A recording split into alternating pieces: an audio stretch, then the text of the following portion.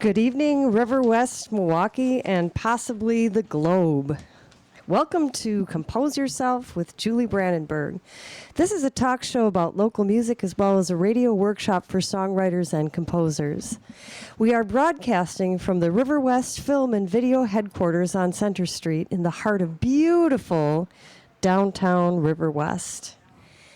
Each week, I will have a panel of songwriters, composers, students, and listeners here to share songs and discuss the craft of songwriting and composing. With me today in the studio is Jacob Mushin, bass player for the Freddie Lee Band, Spencer Powers, who is the drummer for Tiger Mouth and Shroud of Despondency, and Emily Zimmer is off tonight, and we do have a wonderful guest. His name is Dan Type. He's a pianist, guitar player, songwriter, piano repair technician, and so much more, and vocalist. Yes, thank you. Thanks for being here. Welcome. So, yes, camping injuries. I'm very injury prone, if you know me. This is my third injury of the year. I've been to the emergency room more times than Evel Knievel, I think. More times than your kids? Yeah, definitely. I mean, I thought I did pretty good with this hand-sized bruise on my shin. I was very proud of that. I got that camping because I was traipsing through the woods at 4 in the morning and I slipped on a rock. So that's what happened there. But you win. Broken thumb, I you don't win. want to win anymore. It's one thing I would not. I want to be a loser. So wonderful. And Spencer, you had a fabulous weekend, didn't you? Yeah, it was the best vacation of my life. And where were you?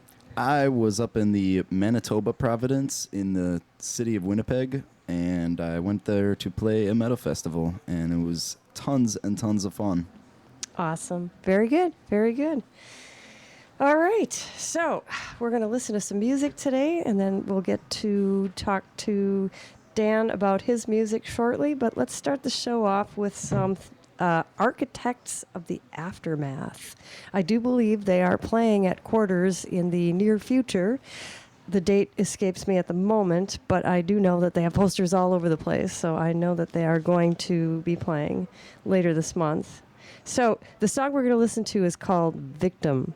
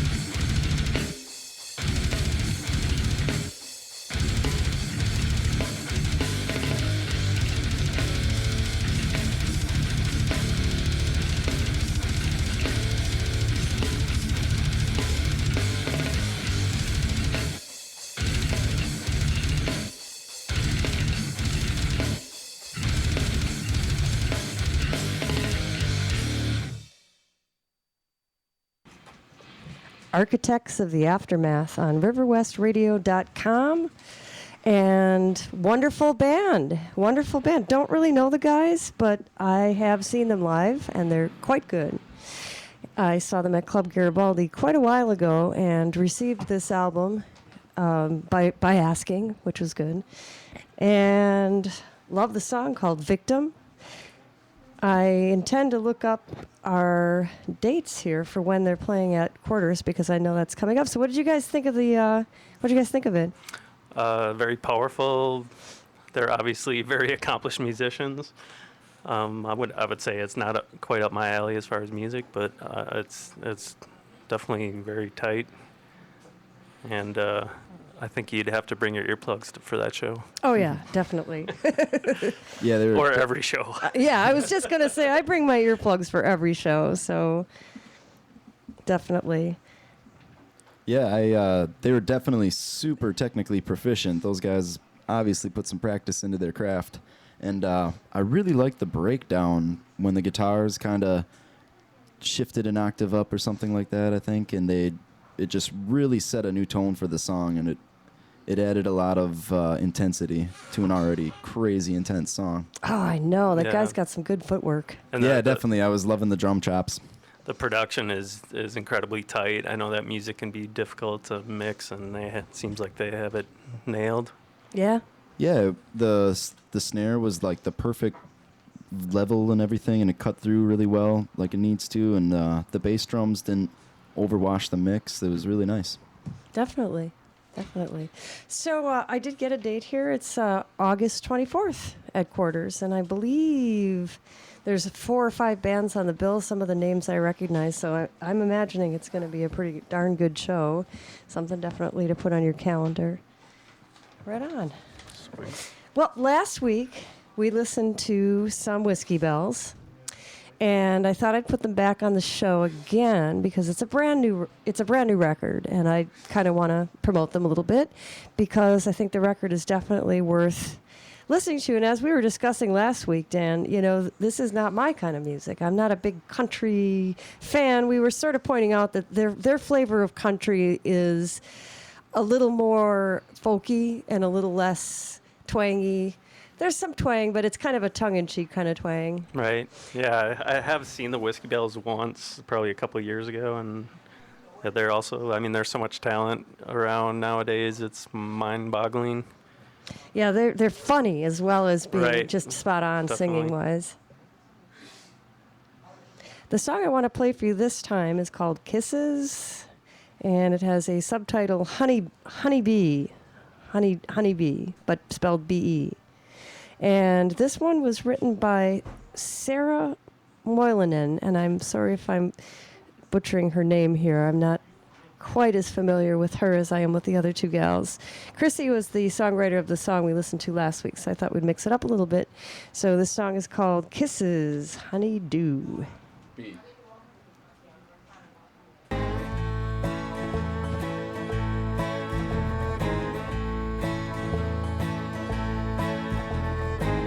Well, I've been working so hard, and we've grown up hard, and I don't know who you really are. And frustrations will arise with the morning light each day as I nag and we fight. I don't need your kisses. I don't need your near misses. I need a man with both feet on the ground. 'Cause poems and grand gestures that once seemed clever won't keep our family safe and sound. Now every day you dawdle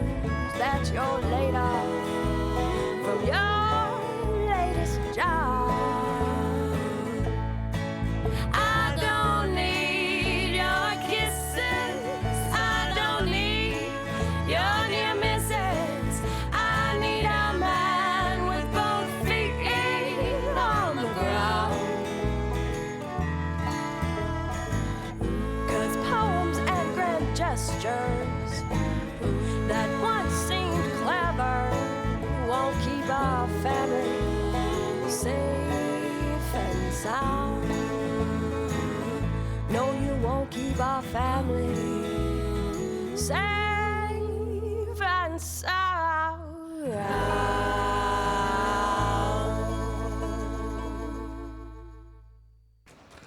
Kisses by the Whiskey Bells on riverwestradio.com. And it is Honeydew, D-O. No. That's what you said. It's Honey Bee, B-E. No, it's Honeydew, D-O. Oh, I said it wrong in the first place because I can't see straight today. I am on a lot of cold medicine, ladies and gentlemen, and I am trying. That's what's going on. Good thing you're within walking distance of this. It's a very good thing I'm in walking distance of the beautiful, scenic River West video and film building. So, fun little song. Yeah, very tight harmonies. It's incredible. Yeah. Loved it when the backing vocals came in for the extra, the extra texture in the sound. Yeah. They went really well with like the rhythm guitar and the violin kind of. Yeah. Oh, yeah. That was like an I old know school you're- country song. Oh, yes. The way the rhythm section was, you play when you breathe, and that's about it. And they the standard sort of 1-4-5 that you'll hear in any song in the '60s of pretty much any genre, honestly. And yeah, it was really tight on the vocal harmonies. I thought that was really well done. A lot of the songs have some crazy fiddle solos in them, but that one was a little more laid back and relaxed. Yeah, I know that Spencer is a big fan of the 3-part harmony, so this always Yeah, impresses. more harmonies are awesome. Gets me every time. And they are that good live, too. That's what's really amazing. Yeah. This was also including, besides Chrissy, who plays guitar, Sarah, who plays bass, and Kimmy, who plays the fiddle. And, of course, they all sing. On this recording, we also had Dan Johnston playing the banjo. And we had Brian Brundle, who is of the Riley fame and also Upside Groove Coalition. He was playing some percussion, so they had some additional artists. I don't know Dan, but I definitely know Brian. He played in one of my projects back in the 90s, Too Hard Susie. Back in the day when I first met Dan. So we've been friends for a long time. Yes, definitely. We won't say how long, but I think people are figuring it out. They already know. Anybody who listens to the show already has figured this out. So that's cool. That's cool. Yep. Well, it is time for one of our favorite segments. Shameless, self, promotion,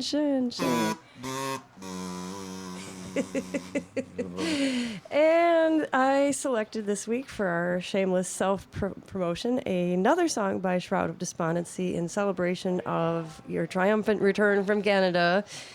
You are now an international artist, Spencer. That's very exciting. Feels darn good. So, I mean, did you eat the poutine? Is that what they... Actually, we did not. Okay. We had no time nor any money for it, which was too bad. But that was really the only thing that was bad about this entire trip. There's always next time. Exactly. Yeah. Were the other bands fun? Yeah, they were really fun. This is it. It was crazy. It was the first time I had ever heard grind music, grindcore, I believe, and it was so strange to me. Because I had never really heard anything like that. It's basically punk guitar and bass with pretty punk drumming, but with blast beats like from metal, and then totally metal growling singing. And all the songs are about a minute long, and it's just like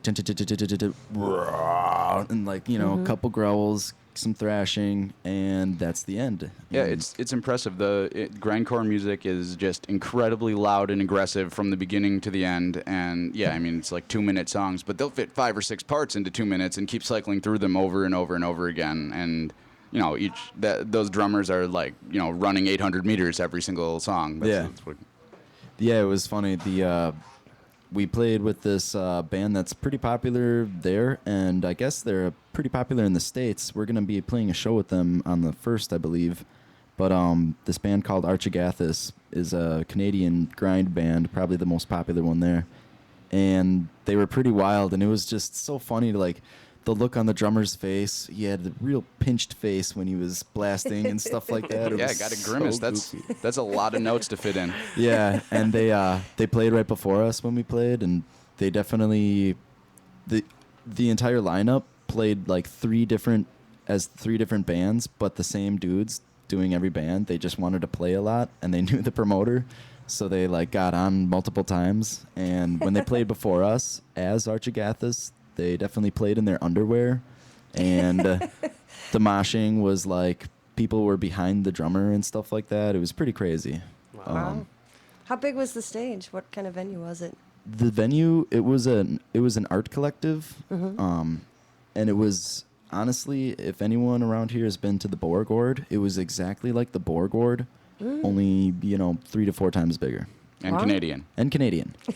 The bathroom was impeccably clean. What? And I was joking with my guitarist John Lidke that, like, wow, compared to, like, this place is so much like the Borgord in every way, except for that bathroom. Whoa, right on, dude. Yes, the Borgward, the bathroom of the Borgward is my least favorite aspect of that particular And you haven't venue. even seen the men's room in the Borg Ward. There is only one room. Yeah.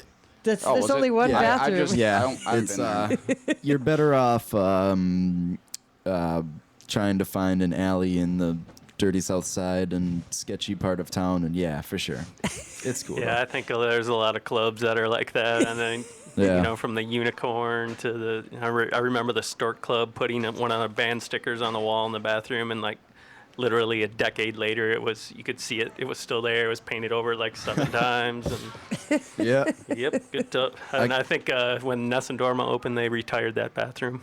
Did they? nice. Yeah, it is no longer. You know what? You're absolutely right, Dan, because the woman's room used to be that door The man used in to the be the bar. men's room. Yeah, now it's the men's room? Because I think they had to build, and the woman's room is very nice at Nessendorf. Yeah, the women's room is always nice. Yeah. or more times than not. Well, yeah, I was going to say, not always, not always. There's some clubs I won't name that I just. And bathrooms are very related to Shroud of Despondency because Wait, I still do have one quick tip for all the listeners. If it's a really disgusting, crusty bathroom, guys and girls can both do this. Just flush the toilet with your foot if you're sober enough to keep your balance. Ooh, that's a great tip. I've done That's a that. good tip. Yeah. got to use your elbows to balance against the walls of the stalls, though, because you don't want your hands touching that. Yeah. All right, see, this is useful information. This show is chock full of anything that pertains to music that you need to know. So, I'm gonna write a song about bathrooms when I get home. and we do like to inspire people around here. We definitely do.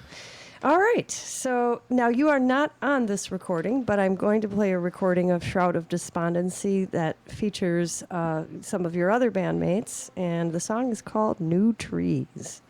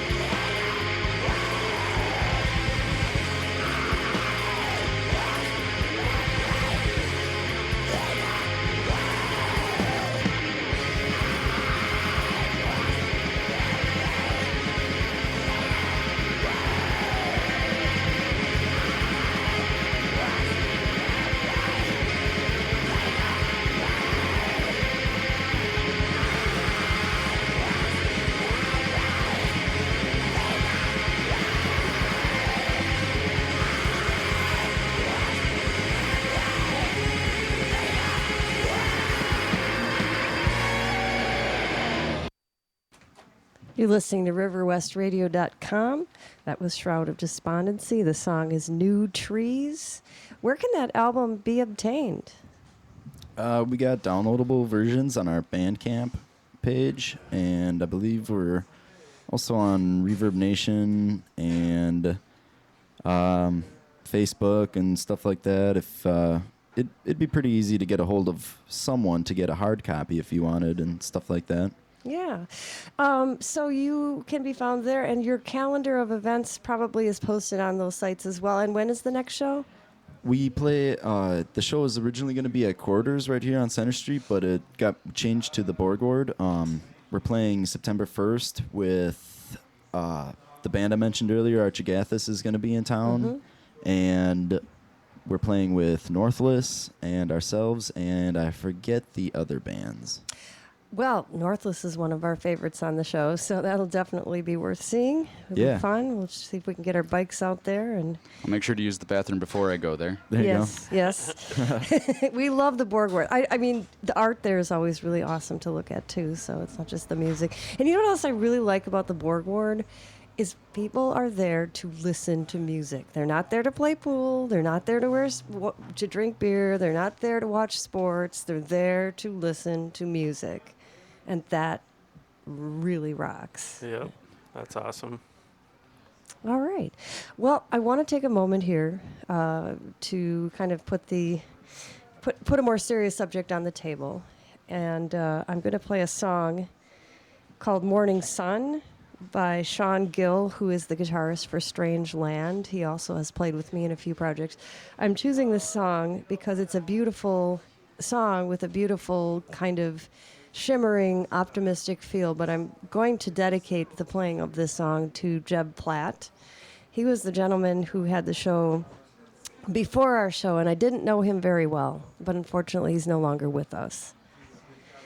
He brought guests every week on his show to recite their poetry, and he was very generous, kind, supportive person. I met him a year ago when we moved back to River West. I met him right here in the store. And he just was so friendly and warm. And over the weeks that we've been doing this show, right after his show, he would just have nothing but wonderful, kind, supportive, glowing things to say on the air about our show. And so I'm so sorry that Milwaukee has lost this artist. And so I would like to dedicate this beautiful song to Jeb Platt.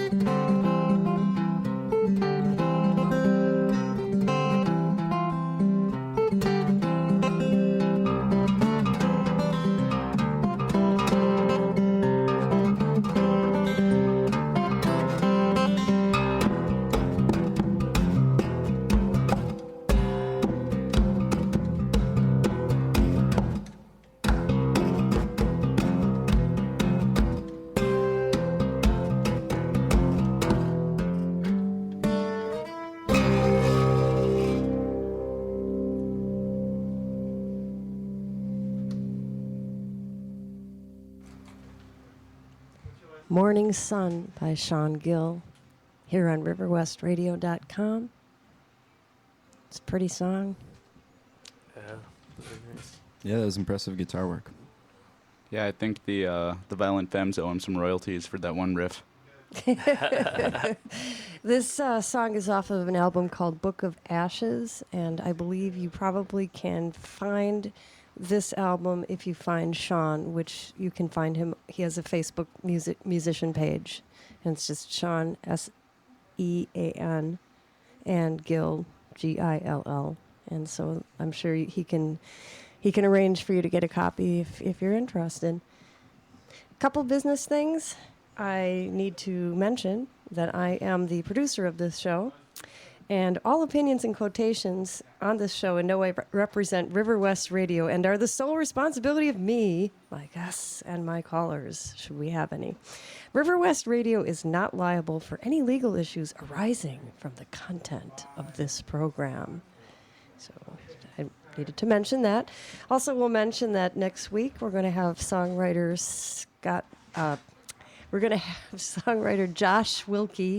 Josh Wilkie, who is a former student of mine and a very interesting kind of comedic songwriter. So he's going to be a lot of fun to have on the show. And I think it's about that time where we should be playing our quiz. So here's our quiz. Yay! All right. So last week we had a quiz question for the listeners, and unfortunately, no listeners supplied any right answers. So I'm going to pose the question again, and we'll see if our panel can answer the question. So, what Michael Jackson album spawned 5 chart-topping singles? It's got to be Thriller. It's got to be Thriller. I think it's bad. Ding, ding, ding, ding, ding, ding, ding! Yay! Our guest wins. You win that round. We went with the obvious route, Jacob. That's where we went. Yeah, I don't remember what actually made it as singles. I just remember which songs I heard the most, and I think I heard all the songs off of Thriller way more than I ever heard anything off of Bad. Yeah, that's came to my mind first, but Yeah. Eddie I Van guess I just Halen. got lucky. Yeah, I Not know, that right? I'm a huge Michael Jackson fan or anything, but Yeah. he's definitely a popular guy. Oh, Very yeah. well Was. So this week's quiz questions all pertain to the piano in honor of our guest. In fact, I am so geeky. I am actually, listeners can't see this, but I am wearing my very, very nerdy piano key T-shirt that I got at the Oakland, help me out Goodwill. here, the Oakland Goodwill for $3. Sweet. Yeah. It looks nice. Yeah, I like it. And it's really, really, really nerdy. So I love that Goodwill. Jacob is also, his sartorial choice for the evening is also a Goodwill shirt, which looks brand new and just smashing on him. You look smashing, darling, smashing. Nerdy is a new cool. Nerdy's always been cool. Yeah. So all of these questions are piano related in honor of our guest, who is a piano technician and has been my tuner for a number of years. We're screwed, Spencer. So the first question is, who is the composer known for Prepared Piano? John Prepared- Cage. That's correct. Did you guys know that? I did, but only because you mentioned it to me talking about a lecture that you were teaching. Ah, yes. Is he in relation to Nick Cage? Ba-da-bap. Doubt it. You never know, though. Yeah. Small world. So, have you ever encountered having to deal with that? I we have should not. explain what it is. Yeah. No, I have not personally done a prepared piano. I know a couple technicians that have. I don't know exactly what goes into it, but you detune a lot of strings and stick wedges into a bunch of strings to make it John Cagey. And if and nails in between strings. It's very interesting. I've heard some of his pieces and I've seen someone do one of his pieces, but yeah, it's very unique. It's very avant-garde. Yes. The sound that he gets with these objects placed in the piano, and as you were describing, things are placed on the hammers to have a percussive thing. That's kind of analogous to the old tack piano, where they put tacks on the piano hammers to give it that old-timey sound. Right. But the effect of the music, and we can't play clips here because we aren't licensed to play anything that isn't given direct permission, but you can find a lot of YouTube video. The result of this preparation is the instrument sounds very gamelan-like. Do you guys know what a gamelan is? No, I don't. Jacob knows. I've seen one for you. It's a gamelan is basically an Indonesian orchestra, and a gamelan is an orchestra, and it's mostly percussive instruments. So they strike a lot of xylophone-ish type pitched percussive instruments. So if you can think of Indonesian music and how it sounds a little twangy and a little detuned. So YouTube, there's two things you can YouTube if you're interested in this. There's a really wonderful YouTube video showing a person preparing a piano and what they're doing, and then playing it so you can hear the result. And then I would YouTube a gamelan just to see. There are some really awful gamelan YouTube videos out there because I've done some research. So make sure you're getting one that looks kind of authentic, not a bunch of music history students at some university trying to do it, but the actual real, the real Indonesian players. And they're classical music, and they have these huge contests. And they are national events, huge national events, where these different groups will come together and have these contests with these instruments. They make like entire soundscapes, though. It's pretty impressive, just out of mostly percussion. But every little percussive instrument has its own pitch, and it's nothing like the pitch intervals in American music. Yeah. Yeah. A guy was once telling me that, I don't know who this was, but someone took a piano harp and basically flipped it upside down so that the high keys were on your left-hand side and did a bunch of pieces like that. I should Google that and see, but that sounds really interesting.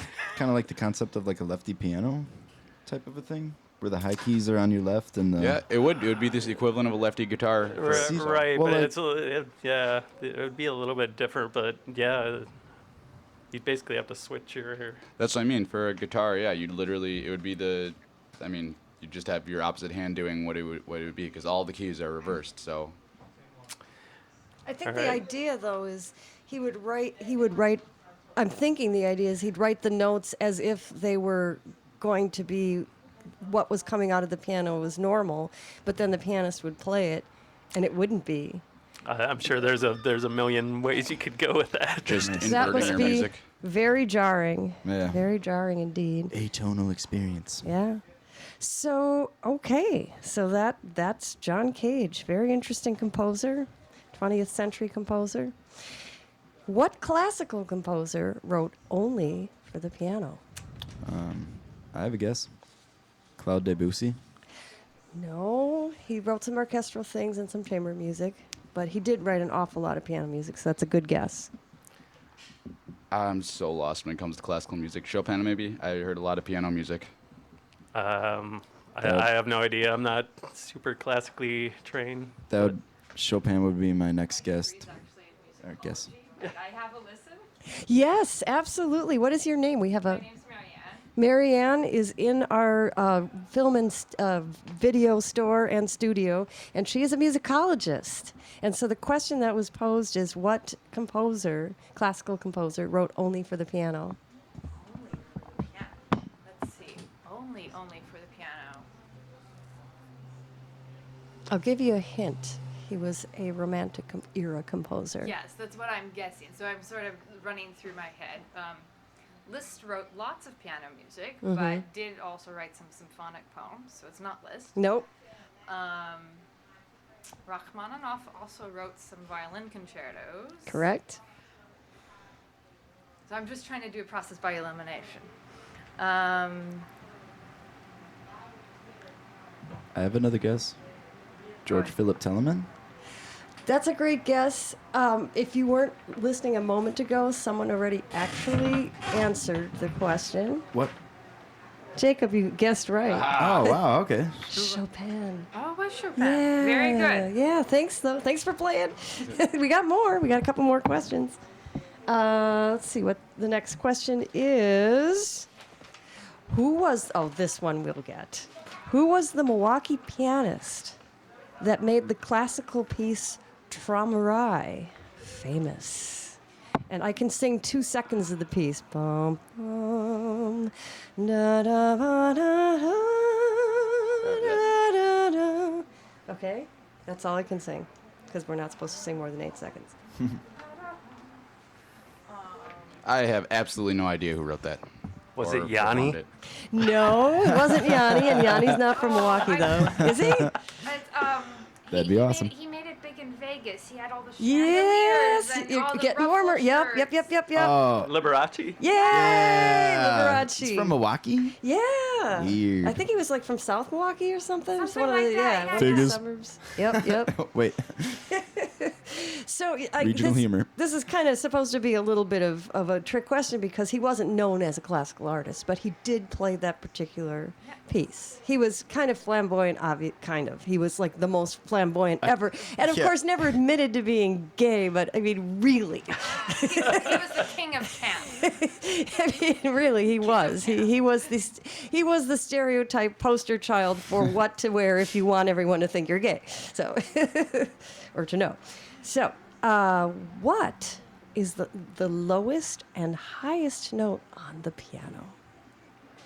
On a normal 88 key piano? Yes. No. Don't answer yet, because obviously you've known this your whole life. But let's see if the non-pianists in the group know the answer. Is it like the lowest is like C7? No, that's the middle. Help me, Dan. Okay. Oh, dang. I was hoping more for a hint or something.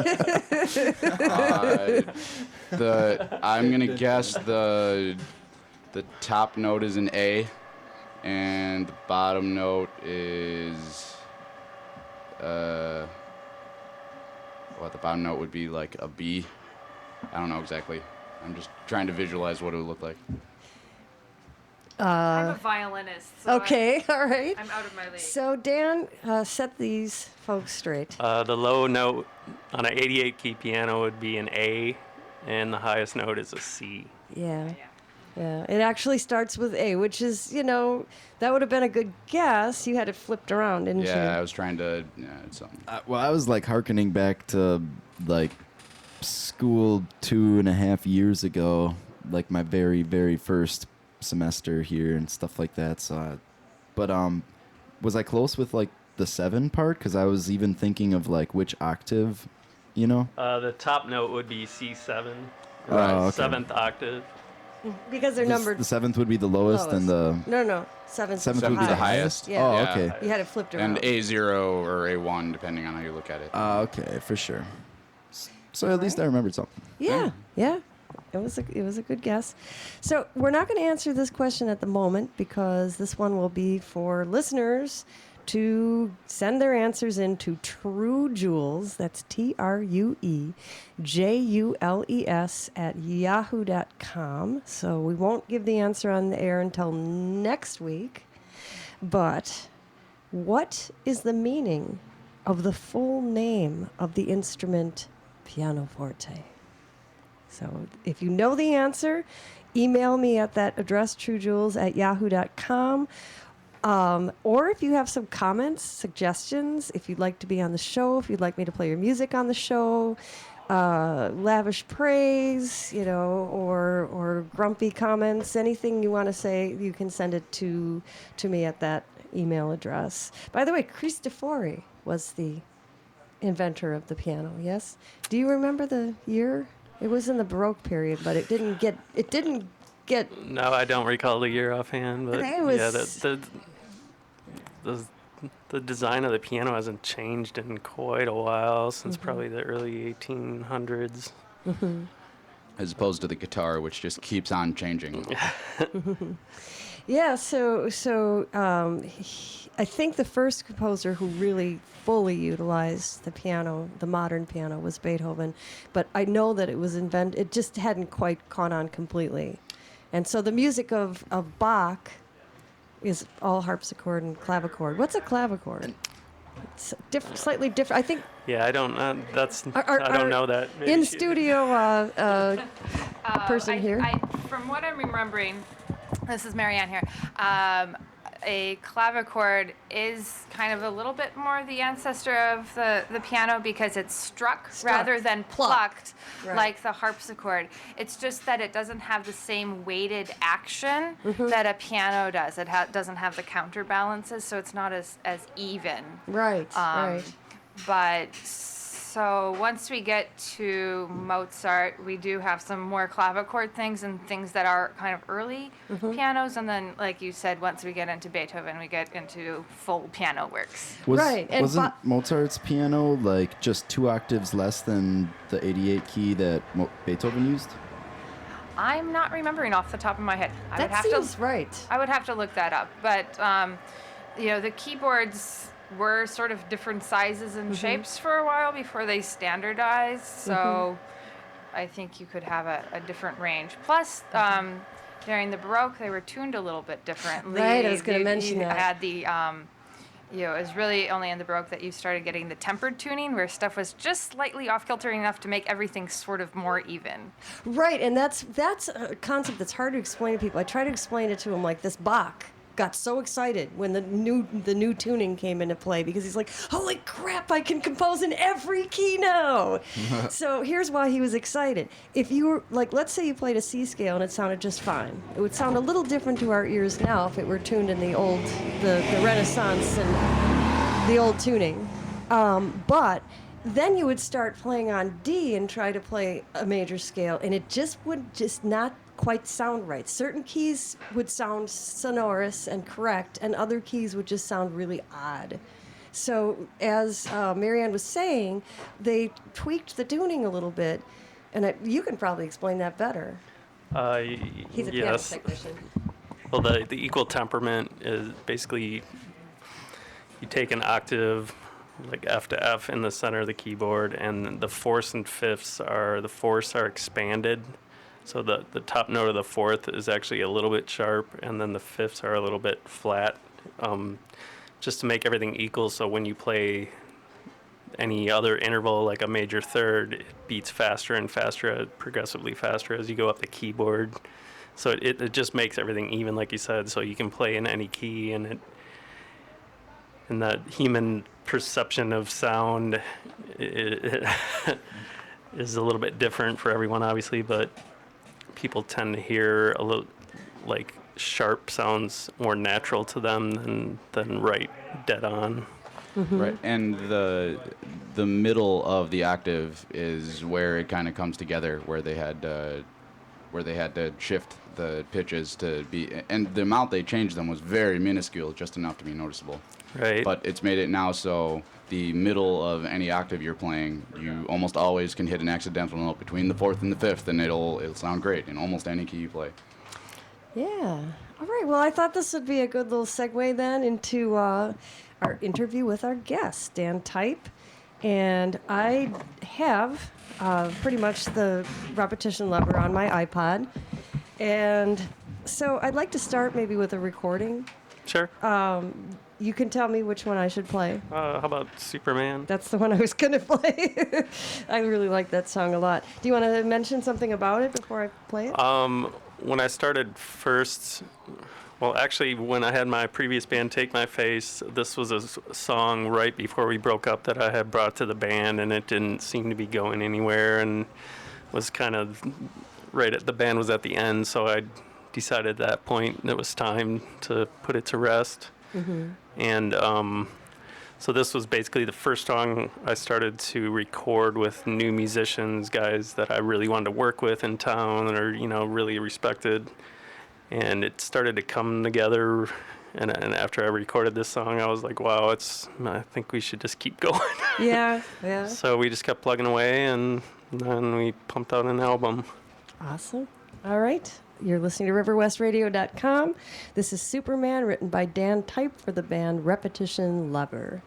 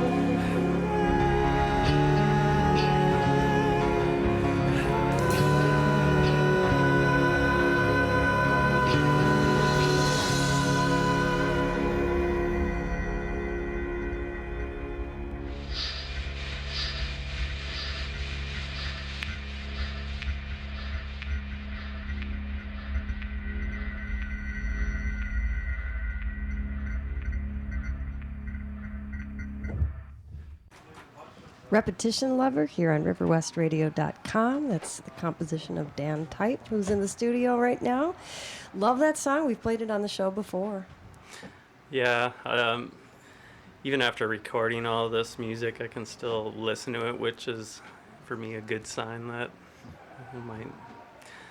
But So, how did you record this? this one in particular, I recorded the piano at the Miramar Theater because I also tune there.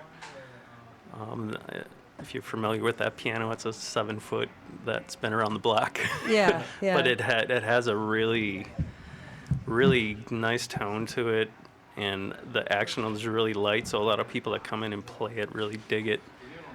So I laid the drums and the piano there, and then at various other studios recorded some of the other instruments.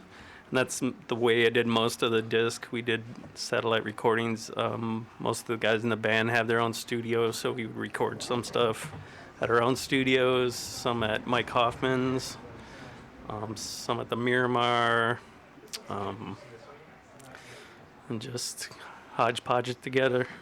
I think that's really neat. I think that's neat. That's how the guys in Strangeland are working that way because they live in 2 different states. Yeah, I think they're from the individual musician's perspective to like bring a piece to them and then let them just say their part in it, rather than having this whole band constantly bearing down on it in the studio. And that I've been in situations where that goes wrong and it just gets ugly. And I like to give everyone their space to do their thing, even if at times if I don't really agree with what they're doing, I let them do their thing, and eventually it grows on you. I've Right. found. Who's on this record? Drummers Joe Boyven, who also plays in the Etiquette, played on a number of songs. George Phillips, who played in Take My Face, played on the rest of them as far as drums. The bass player is Dave Gelting, who you may know from the Danglers, and Heidi Spencer and everyone else in town. Yeah. He's a good get. Yeah, he's a player. And the guitar player, his name's Charles Gray. He played in Spanglemaker and the Dread Beats. So yeah, that's it. And then me. Oh, I love it. So you are here in the studio now, and you can play a song for us. I'm going to, when I'm done speaking, I'm going to turn my microphone around and point it right at your guitar. All right. So why don't you tell us what you plan to play?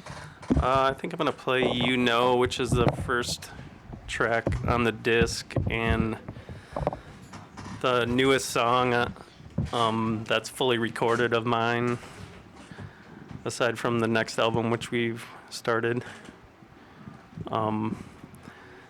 It was funny because when I had already booked the CD release for this CD, and this song had just been kind of coming together, so we put the hammer down and got this recorded and mixed and got it on the album. And we, of course, that's like the cardinal sin, to book your CD release show before you have your album in the hand, and it was pretty close, but We actually had an issue with that a while back as well. I can tell you that's definitely very stressful. yep. It's the rock star life. It's all stressful. All right, so this is called "You Know."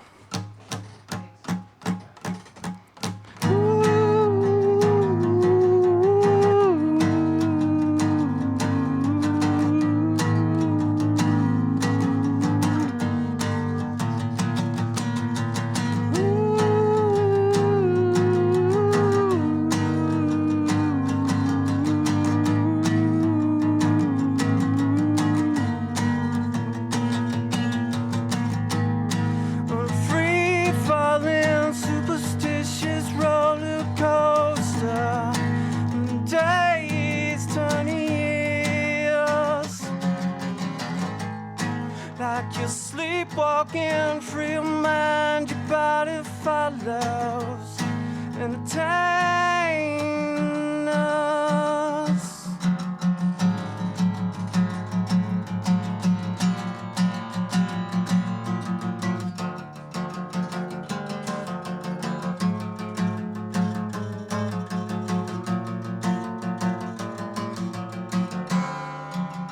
Wakes you up, makes your heart race.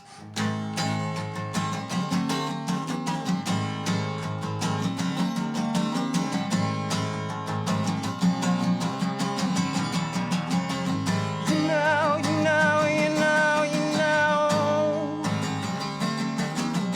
You know, you know.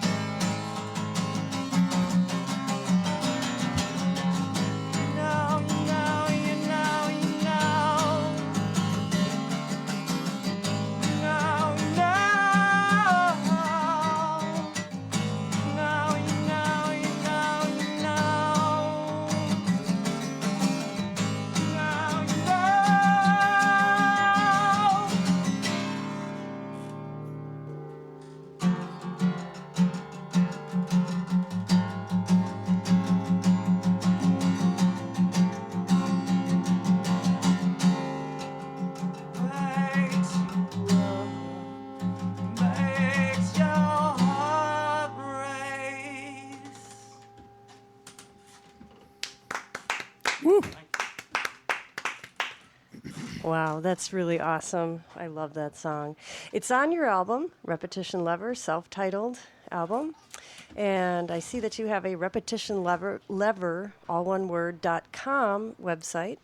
And could people be directed to how they could purchase the CD on Yeah, that website? definitely. There's links on there to CD Baby, and we're on iTunes and Amazon and Zune and Last.fm, and you know the plethora of sites you have to be on nowadays to get your music out there. Definitely. It is also located at the Exclusive Companies and Rushmore Records, which I am a big advocate of having the physical CD.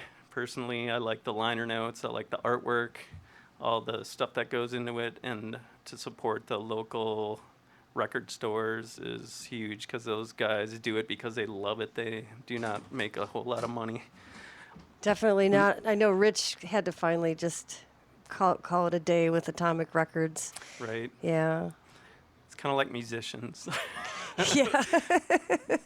Well, yeah, and we go back. This is no secret on the show. I was there when the album Bad was out. I was well past. Yeah, so I was there. So speaking of the era, and we met because of the band that you mentioned, Take My Face. That was 90s. Yeah. 2000s. 90, yeah, something like that. I believe it was the Globe era. Or The Globe era, sure. And I mean, I didn't even know you. I just happened to catch you on a bill, and your music just, it had that's you just really hit all the right spots with my ears, because I like a little prog, I like a little heavy, I like a lot of melody, I like good singing, I love piano playing, of course. And so I saw Take My Face, and I'm like, okay, and there's one more thing. You're the only person I have ever seen with a keytar that doesn't look like a dork. I still have the guitar. I haven't broken that out in a while. It's a pretty cool. The reason I started using it too is because piano players typically get shoved in the background and mixed in the background, and so as a singer, I wanted to be up front a little bit more and be able to move around and use guitar samples and all that fun stuff. So that's what initially brought me to that, buy one of those. That's awesome. Does it have like the pitch bender? Oh yeah, on that's the best left hand? part. Yeah, there you go. You could turn the modulation wheel and make feedback too. That was awesome. Yeah, that's cool. So yeah, the full synth arrangement and all that good stuff. Yeah.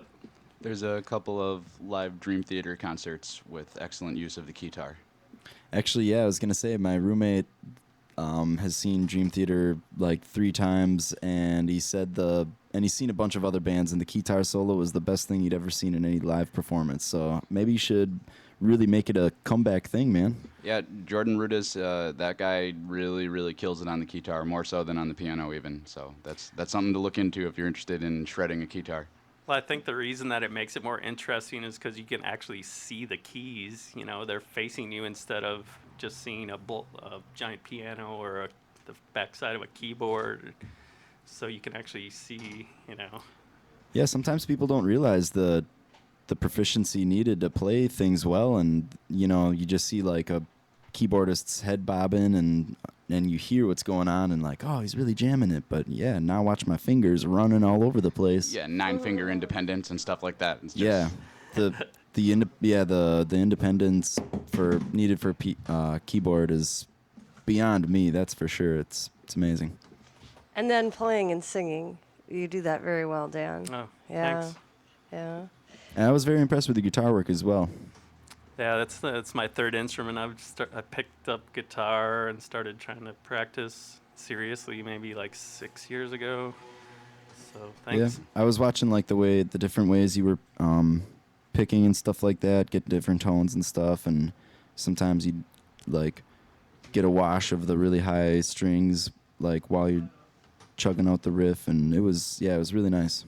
Yeah, depending on where you pick on the bridge, you either end up with more tonality or more percussion. The farther on the bridge you are, the more trebly it's going to sound. The more on all the way toward the actual bridge, you're going to have a percussive sound and way less actual tone.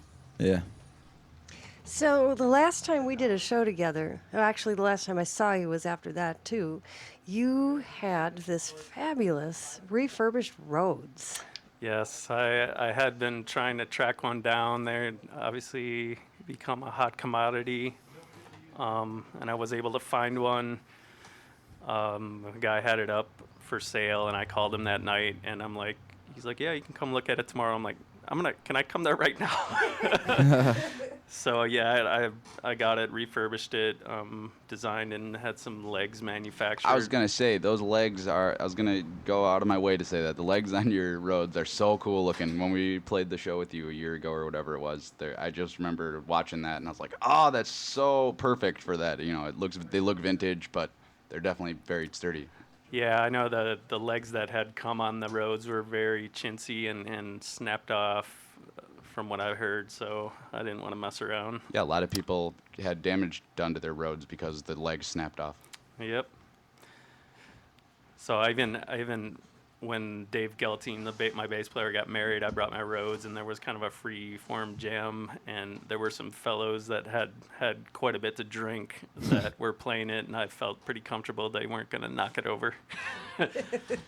So, you know what? Since we're talking about the Rhodes, do you mind if we play a song that features the Rhodes on?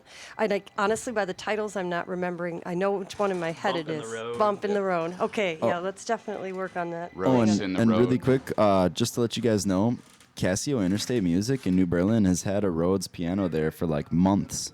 It's like $1,100 or something like that. I've got pictures in my phone of it if you guys want to see If I it. had but- $1,100, I'd buy it. Yeah. Jacob? You're talking to a bunch of musicians here, dude. No. Wait, Jacob, you mean I can't borrow $1,100 from you? Oh, I have it in my purse. Here, I'll go get it. Awesome. Oh, $1.11. I've got that. Ba-dum-bum. So we're going to listen to a song featuring the Rhodes, the refurbished Rhodes, called Bump in the Road by Repetition Lover.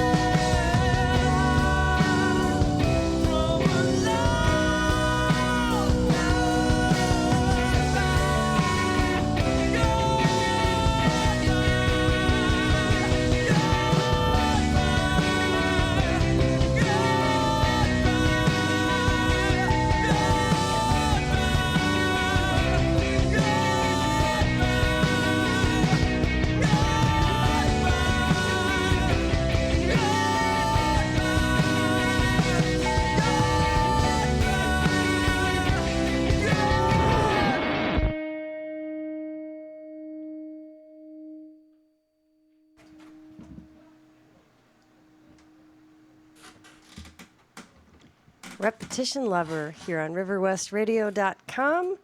And that song was called Bump in the Road. Why'd you call it Bump in the Road?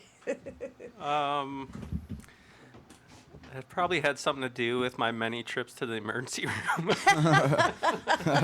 And by the way, ladies and gentlemen, he is playing the guitar with a broken thumb today. That's right. I totally forgot your thumb was broken while you were playing that song. Yes, it's Wow. broken. Wow. And it's a little numb, but it's all right. You are I'll a trooper, live. dude.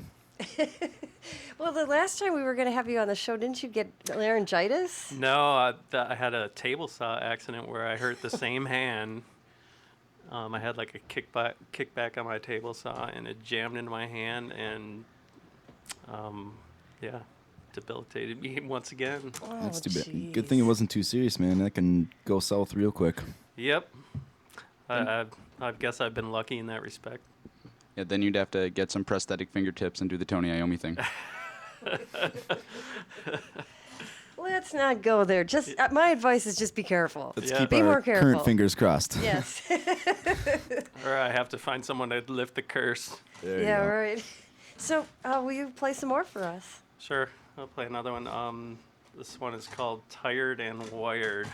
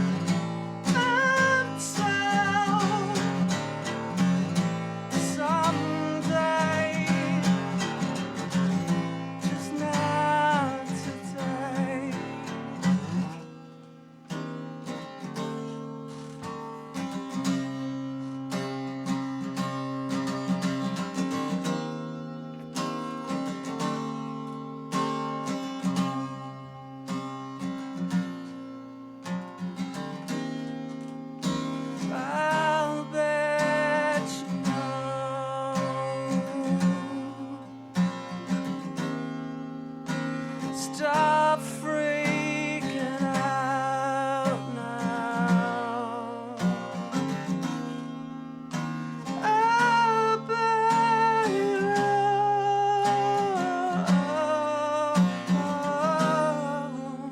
I'll bet.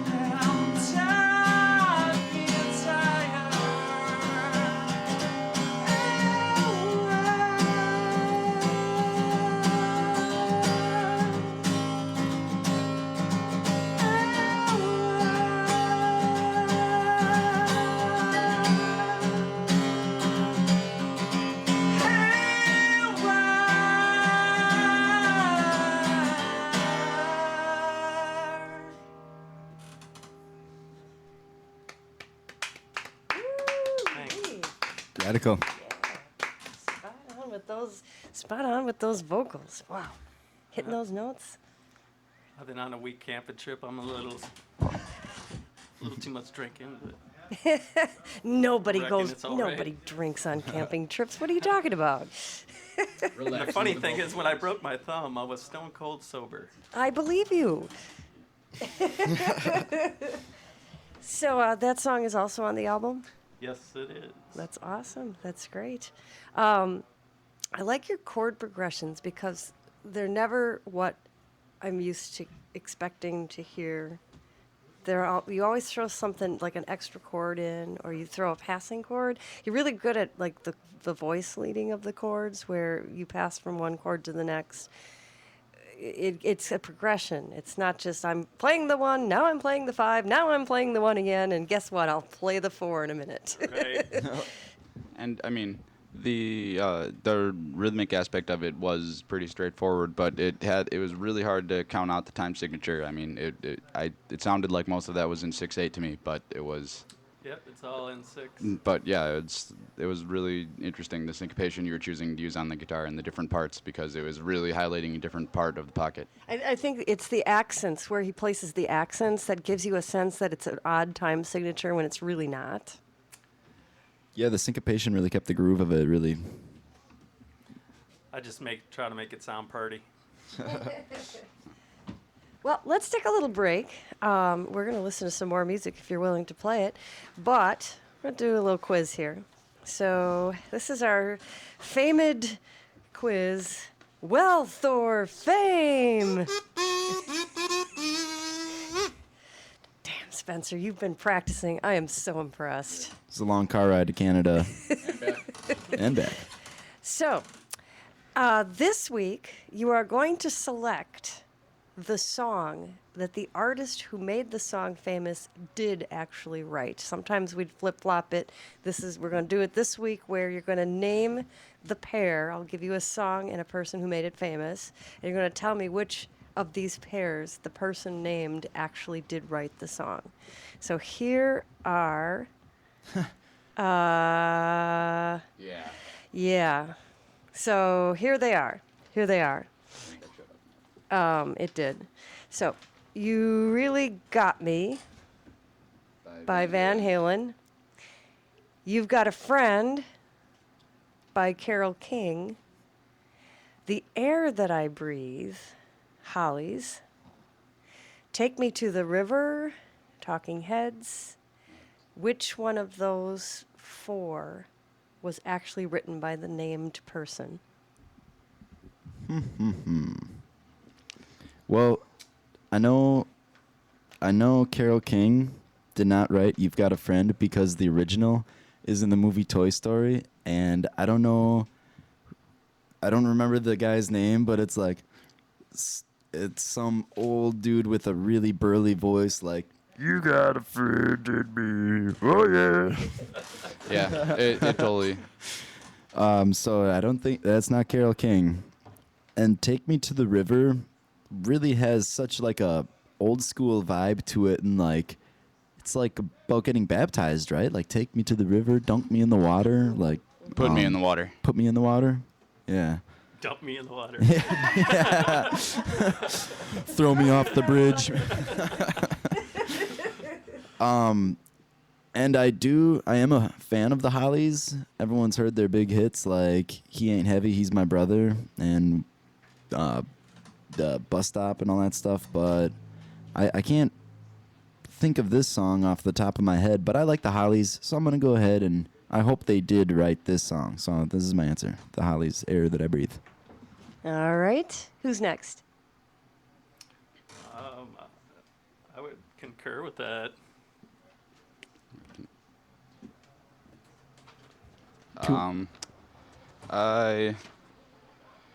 I guess I remember You Really Got Me being done long before Van Halen, and I agree. I remember a real old school version of You've Got a Friend long before Carole King. And Take Me to the River had a very famous recording before the Talking Heads, so I have to agree with them too. That's the Hollies. All right. Is that everybody's final answer? Yeah, quick side note. You Really Got Me was the inspiration for The Who's first ever single, I Can't Explain. Pete Townsend heard it, was very impressed with the band that wrote it. They're like The Who were East Londoners, and this band was from West London and stuff like that. But he thought really ripping guitar, and he stole the exact same structure of the song. And It is kind of this. It's like a contrafact. It's kind of the same. yeah, Huh. Well, I stumped all three of you this week. I did it. I didn't think this was going to succeed, but it actually did. Usually somebody sees through my chicanery, but this week I managed to stump you all. I didn't stump you very well on the first one, since in the script I gave the answer. So I think everybody knew You Really Got Me was originally recorded by. Yeah. Yeah, that was my bad. Remember, I am on Cold Medicine. You Really Got Me was, in fact, recorded in 1964 by the Kinks. So, and that was on the script, so you kind of knew that. But I think you knew it anyways. I was gonna make a joke about how being on Cold Medicine didn't get me out of that ticket last week, and blah blah blah. I was gonna make a bad police joke about getting busted on the tussin. Well, you just got a ticket during the course of the show, didn't you? Yeah, I did. Thanks, Oh. MPD. I didn't realize you couldn't park across the street there. I would have mentioned something. Yeah, I It's a know. bus stop. It is. Oh. You know why you didn't know, Spencer? Because the person behind you, you parked in front of somebody who was also parked illegally, so you just assumed it was okay to park there. Yeah, and I also illegally maneuvered to get there. I just kind of turned down the street and then backed around the corner. So I guess I deserve it or didn't whatever, really see the karma or sign. some stuff like that or something. Or I don't, hey, Cold whatever. medicine. Okay. Tussin. Oh. I'll trade you for my injuries. Yeah, yeah. So, okay, so that one we established. Take Me to the River was, in fact, recorded by, do you know? Yeah, that Who? Al Green. And- back in the day. Wait, Al Green did that? Yep, in 1974. Oh, okay. And I'm afraid that the Hollies were not the original songwriter. They were not the original songwriter of The Air That I Breathe. Albert Hammond. Albert Hammond. I didn't have time to research what else he had written to maybe try to get some connection here, but this is the songwriter who recorded the song in 1972. So, Sounds familiar, like one of those names that keeps popping up in the Goodwill record bins. Like there's 30 copies of the same record no one wants, not even for 50 cents. right. That's it's not even good enough to fill up the collection. Oh, sadly, I've seen old True Heart Susie records in the used bins, used CD bins. So Honestly, there's like in my I'm from like right next to Sheboygan, and in Sheboygan, and the two Goodwills down here, Capitol and Oakland Street, they have like 50 copies of this Barbra Streisand Greatest Hits Volume 2 record. It's black and white with a sideways silhouette of Barbara Babs, and like she's got this big poofy afro type hairdo going on, and it's just ridiculous, and it's everywhere. And they're going to be sitting there for centuries now. So this means that You've Got a Friend was written by Carole King, and it was recorded the same year by James Taylor, 1971. She was one of those people who composed. There was a building, and I can't remember the name of it, in New York. Do you remember the name of that building? It was a building just chock full of songwriters. And she, before she recorded her own music, she wrote lots and lots of hits for people. So Carole King actually did write that song. So I got you guys. Yay! Well, let's get back to some more music. Dan, what do you want to play for us? I will play a new one that we are starting to record our second album with possibly another band member addition. So this is one song that I have started. It's called Whirlwind.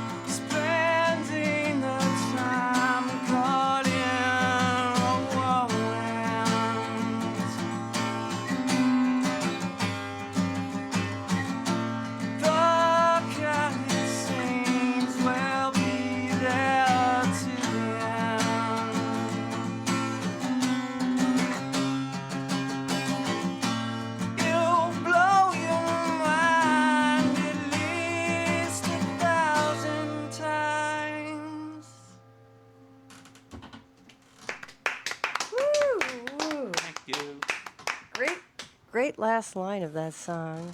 Thank you. Yeah. I What's it think, about? Can you tell? You don't have to tell. That's a nosy question.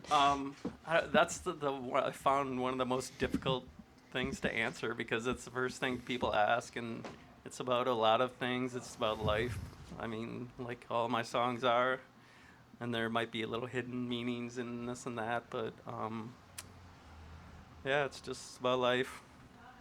I don't know. I pictured just a whole changing journey of self-reflection, ranging everywhere from loneliness to solitude, and it seemed like there was a lot of the same situation, just sort of looking at it in a different way each verse. That's what I got out of it. Yeah, and a lot of times people, like you said, they get their own meaning out of a song. So I'll keep my little secrets to myself. And We have talked about that on this show, how it doesn't matter if what the song means for you matches what the song is conveyed to the listener, as long as you're reaching out and they're getting something from it that's meaningful to them. It doesn't have to be the same meaning. right, if you put enough emotion into it and passion, I think they feel that, and then it translates into whatever secrets they have. Yeah, it'll strike a chord, so to speak. Correct. Pun intended. Well, the other thing we talk about a lot on this show is genuine artists. We've gotten genuine artists on this show. Not to say that there's anything wrong if a bunch of guys or gals or guys and gals want to get together and just play some music just to get guys and gals and drink and have fun. I mean, there's nothing wrong with that, and there's nothing wrong with writing 3-chord songs, and there's nothing wrong with having fun.